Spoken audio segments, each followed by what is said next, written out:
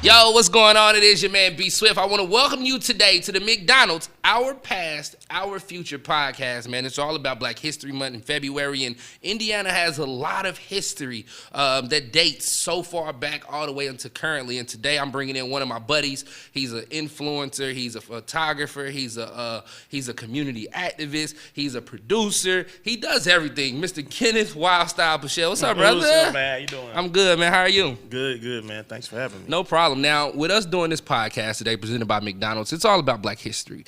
And with you being in the music, you being in the politics, you being an activist, one thing I know you're passionate about is music.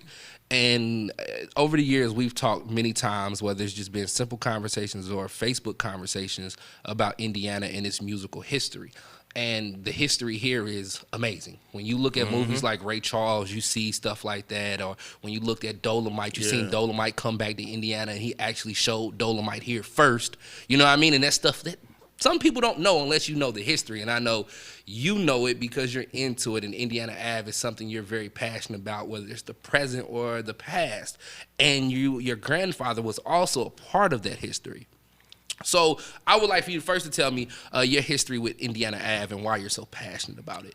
So, I mean, both sides of my family either lived or worked there. My mom's family, her grandfather, my great-grandfather, we know that he at least lived on the avenue by 1915. Like our family been here a long time. He spent the rest of his life there. My grandfather lived in Lockfield, and then on my dad's side, his father was from Kentucky, but he was a Marine gunnery sergeant. So he was here. They lived out in Lawrence, but he had nightclubs along Indiana Avenue, and they still call it Northwestern, the older folks, but Martin Luther King. Yep. He's always telling me, I had a club on such and such in Northwestern, but they had, he was involved, my dad's father was involved in a lot of different nightclubs. He worked with Sunshine Promotions, so they brought Al Green and B.B. King here and Marvin Gaye, and he got some crazy stories. I mean, first of all, y'all, everybody want to talk about the rappers today. Music ain't no different. It might sound different, but the way what people was doing and how they acted and they needs when they touch down in the city, it ain't really changed that much. I'm gonna say that right now. I mean, we seen that in the Ray Charles movie. I mean, we see what happened to Ray when he got here. If you're doing it in one city, you're doing it everywhere, and you know how to get it and find it, So, I think that's dope. Like, for Grandpa to be a part of that and be able to tell you some of them stories from Marvin Gaye to B.B. King, and these is guys that aren't the mega stars that they, you know what I mean? They're coming up to grow, and he's seen them very early. When you got a chance to sit down and talk to him about Indiana Avenue, and he's telling you about some of this stuff, what was some of the stuff that really stuck in your brain? Because this was the capital for Black entertainment in its heyday. I mean, he talked about one of the things he talked about was, I didn't understand until later on. Indiana Avenue was, blacks lived, along the avenue on both sides, but it was a melting pot. So he talked about all the white college kids that would come to his bar, and they really wouldn't even spend that much money drinking and everything, but they'd come for the entertainment. Like people love to be down here around Black culture along Indiana Avenue. So that was something big, I really got from him about it. And just the way, just the legacy at the time, there was so much going on along here. He owned a couple at different times along the avenue, so there was always something popping over here. But the big stars that he had, those were big stars back then. Yeah, it's like those were your who's who, especially in that time period for us. Now, and I know you were passionate about this before finding out about your grandpa owning it, and I know that's kind of what led you to kind of like, dang, hold on, when you was doing your research on this, coming through the years and growing like, yo, I know this was this, why was it important for you to find out what Indiana Avenue was and what it stood for? I really didn't know for the longest. So I'm a public transportation rider because people like to joke about that, but I do pretty well with it Right. because I live up in off of Clifton, so I'm fine. I can get back to my house at any time. Right. But the bus goes down Indiana Avenue all the time, and my dad worked at some of my grandfather's clubs, so he would tell me different stories. But when I looked at it now, I would like, I don't understand what y'all talking about. Like I don't see nothing but the Walker Building, and Crispus Attucks is a little bit further. So I started looking at pictures one time on the Historical Society, and one of the pictures, it was from further in downtown, and you see all these black people out on the street and hanging out, and in the distance was the Walker Building, and I was like, I thought they were talking about Indiana Avenue right around the Walker. I didn't realize it was all the way down to where the One America Tower is now. Wow. Yeah, like where One America sits, Indiana Avenue went through there. They closed it off to build it, and so the picture was taken from there, and I was like, this don't look right. I'm like, and stuff, everything was gone, nowadays. And I started researching it and realizing that Indiana Avenue, that was like the middle, and it went from the center of downtown all the way out to 10th Street, and it was both sides were black neighborhoods, and they had their own theaters sometimes and businesses off on the side. It wasn't just the avenue, so. I had a lot of learning to do, and that was something that, when your parents or grandparents are trying to explain and nothing's Makes there. sense, and you can go like, oh, that building you talking about, Right. okay. When I researched it, literally, a lot of the streets aren't even there that were off of Indiana Avenue. They don't even exist anymore because, that's IUPUI campus. So, when they're going by there, they kind of just say generally because they don't even remember exactly where it was because there's nothing there to market. So crazy. And you're tuned into the Our Future, Our Past podcast presented by McDonald's. Your man B Swift. Our Past, Our Future podcast presented by McDonald's. Your man B Swift, Wildstyle. Now, that's our past. And when you look at our future, again, our past, Indiana Avenue was the musical capital of Indiana. Everybody went there. You've seen people come from that scene and blow up into something bigger than who knows what. And when you look at our future and today, the music scene has continued to strive, whether you go back and you talk about the Babyfaces or you want to go and you talk about Trevor Jackson's and being on TV and doing his music thing, or whether you want to talk about Tierra Thomas writing gold and platinum records for HER, or you want to go into Fresh Does It, who's probably the youngest producers to hit a platinum album in Indiana. You still see that in our future. Do you think something like Indiana Avenue could possibly be recreated, or we could figure out a new hub that could keep the legacy alive? I want it to be recreated, not on Indiana Avenue. There ain't no space now. So Right. if you're saying that, I'm gonna look at you.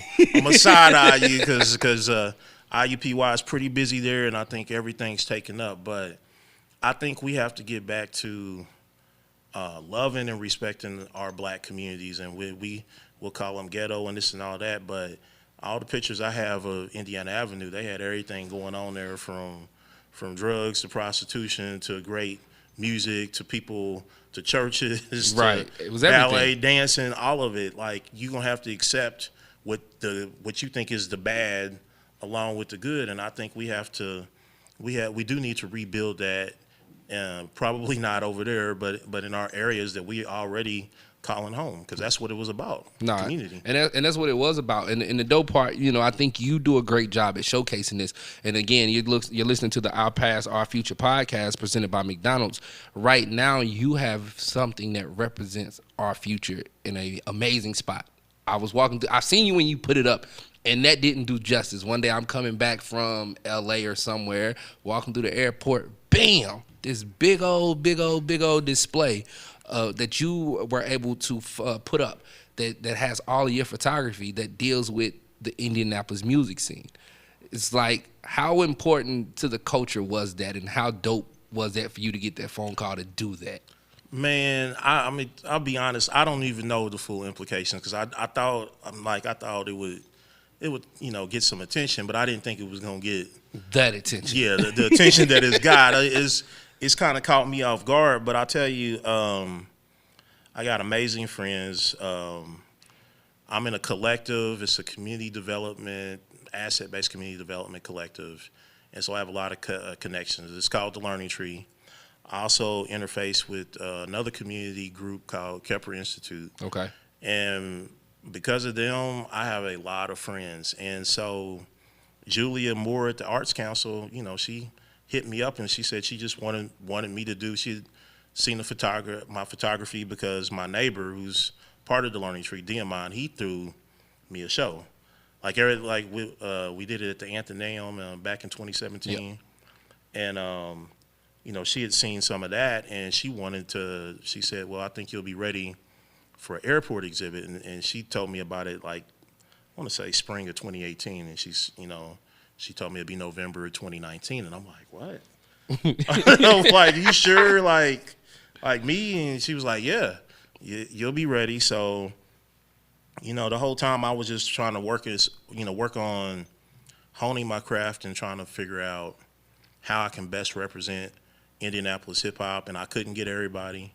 I can't be everywhere at once. Of course. But I wanted to put things in a great light because people, you know, they don't really put their lives on hold sometimes, and families on hold, and they're very passionate about what we're doing, and that gets lost in, you know, all the jokes about the dude that sold you the bad mixtape at the gas station.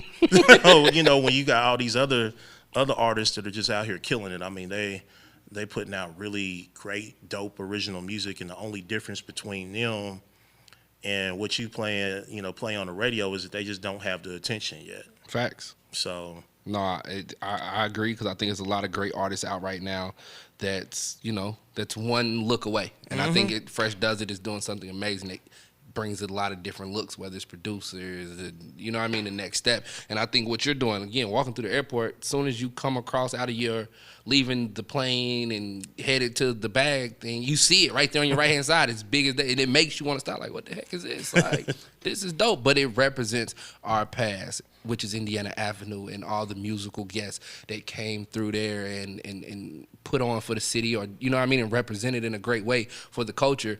And this is our future, because these guys are doing the same thing, putting on for the city and representing for the culture, whether it's R&B, whether it's rap, whether it's spoken word, because that display has a lot of different elements. It's not just one thing.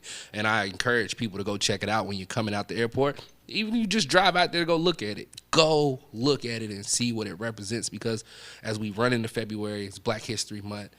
You can tell your child, listen, I know you listen to this music right here, but let me put you on Sir Duke, or Duke, you know what I mean? Or James Brown, or Ray Charles, or this person, and let me tell you how they came to Indianapolis. Maybe I wasn't there, but I can tell you, you know what I mean? Like, I remember a story my father told me. James Brown landed in a helicopter at Busch Stadium or something for a show. Like, oh, man. Like, yeah, and it might have been here, it might have been somewhere, I forget what, but I know he's told me that story. Like, yo, I seen James Brown and you pulled up in a helicopter. And I'm like, what? Like, he like, yeah, like crazy. You know what I mean? But it's dope to be able to hear these stories and think about our culture. Because, again, the music on Indiana Avenue, or you go to 16th Street, you got the Negro Baseball League playing over there. You know what I mean? You come and you want to talk about this side of town, Lockfield Gardens, and how important it was to Crispus Attucks, to Big O winning the championship with some of them guys, and then going on to play in the NBA and the Harlem Globetrotters. Yeah. Like, the culture is crazy, and it all goes international culture that we help create right here in the city, and you're a big part of that with everything you do. You're helping keep that future going and keeping the past relevant, because you do your job. Y'all know about this? Let me tell you about this. The Walkers should do this. The Walkers open for this, and you know what I mean? Let me tell y'all what Indiana Avenue represented, and this is what I heard from my granddad. So I think that's dope, and that was one reason we wanted to make sure you got in here on this podcast today to talk about everything that you do, because it's all about celebrating and creating conversations about Black history, especially right here in Indiana, you know? So I appreciate you. Thanks, man. No problem. Now, if people want to catch up with you, maybe see some of your work, can they follow you on Instagram, or how can they find you on the web? All 317 Hip Hop on Instagram. IndieHipHopMusic.com is actually the project, so you can find playlists of local artists. It's broke up in different sections, so if you like really hood street style rap, there's a section for you. If you like sad boy music, we got a section for you. If you want to hear folks, somebody sound like Griselda and the really rapidy rappers, we got a section for you on there because Indianapolis hip hop is all encompassing. Like, Facts. Just same as the music's been all this time. Right, You've always had a great variety of different music. And some people will gravitate towards more, whatever they gravitate towards. You know, they big up that, and they don't always talk about the other stuff. But we have the whole gauntlet. We always did with jazz and blues, ragtime music, and we got multiple flavors of hip hop. I forgot about ragtime music. Jeez. So much comes through this place, and you know what I mean? It's been around, and the sound that's been around is so amazing. But listen, we appreciate everybody tuning in. Our Past, Our Future, the podcast presented by the McDonald's. I'm B Swift. That's Wildstyle. If you're in the airport, make sure you check him out. Next time you riding by the Walker, think about all the history that's there. And if you would love to do some research on the history, you can always go to the internet and down to our great library. I think our library is amazing with all the facts and things they have in there that you can dig up and look at and be like, oh, that happened. This person was here. I would have never imagined. Again, I didn't know Dolomite was at the theater here when that was the first place it was ever showed till I seen Eddie Murphy talk about it on the My Name is Dolomite. You know what I mean? So it was dope to see that. But you go check it out, and we'll be giving you more information about a lot of great things that's going on here, especially with the black culture in Black History Month. B Swift signing out. We out of here.